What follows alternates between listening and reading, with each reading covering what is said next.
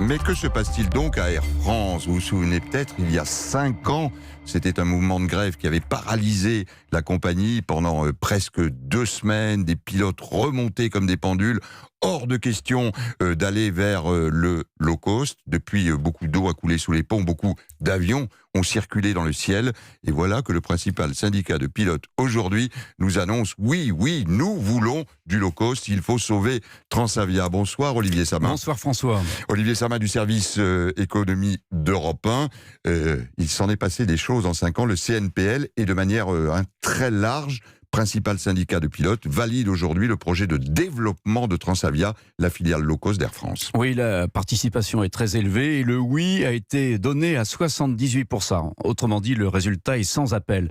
Les pilotes du SNPL d'Air France approuvent très largement le texte qui a été négocié avec la direction pour assurer le développement de Transavia. On est loin, très loin de cette fameuse épreuve de force dont vous parliez, qui avait cloué au sol les avions de la compagnie pendant 14 jours en 2014.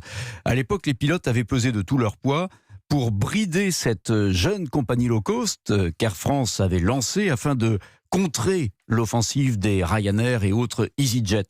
La direction avait dû se résoudre à plafonner à 40 avions seulement la flotte de Transavia.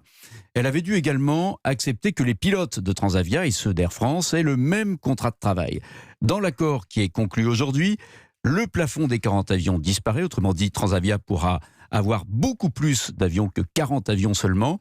Quant au contrat de travail, eh bien, ils seront différenciés, mais les écarts de rémunération seront infimes. Alors, expliquez-nous, Olivier, qu'est-ce qui s'est passé en 5 ans pour que le ciel s'éclaircisse ainsi pour Transavia? Eh bien, les responsables du SNPL d'Air France le reconnaissent. L'arrivée du Canadien Ben Smith à la tête d'Air France a changé la donne, avec une pratique du dialogue social plus ouverte.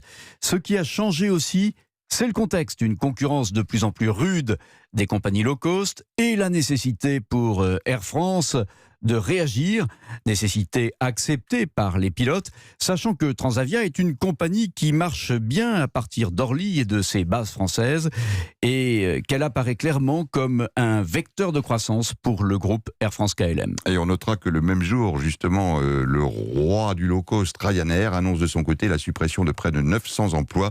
Ryanair, malgré une hausse de son trafic, plus 11% cette année, est en très grosse difficulté, du fait notamment du devoir de rémunérer à leur juste valeur le travail des pilotes et des personnels navigants.